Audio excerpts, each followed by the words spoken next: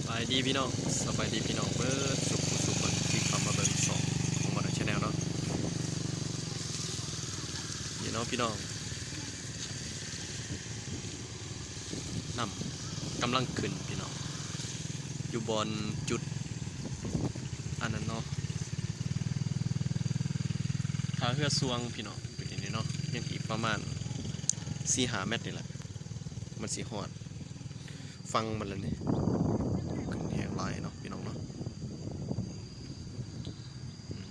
ฝากให้พี่น้องสาวแขวงอัตปือเฮาเมิร์ดสุขคน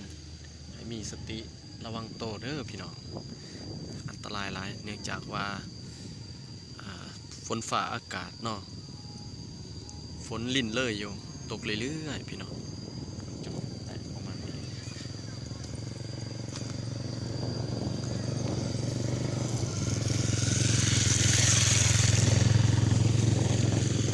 ขนาดคันนี้เลยพี่น้องทางนั้นก็เป็นจันทร์แขกเบื้องเทิงพุ่นเนาะยังอีกประมาณ4-5 เมตร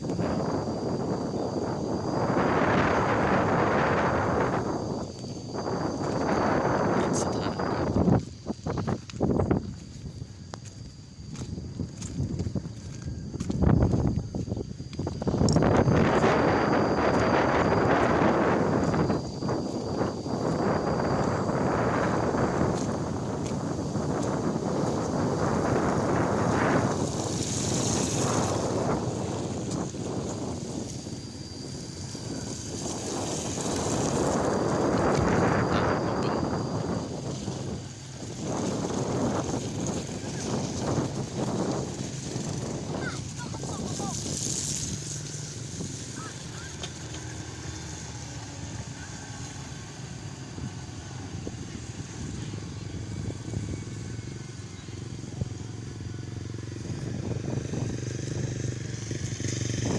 ให้น้องทหารตำรวจ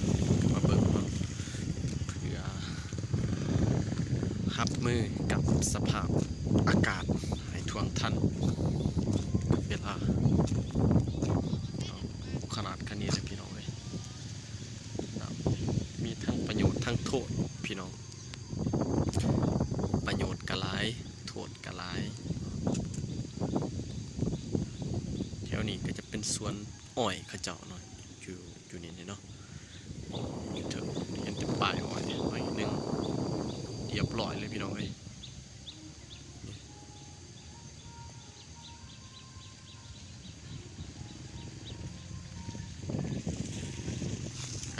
ขอบใจพี่น้องที่เขามาเบิ่งมาชมเบิดทุกฐานเบิดทุกคนเด้อขอบใจหลายๆ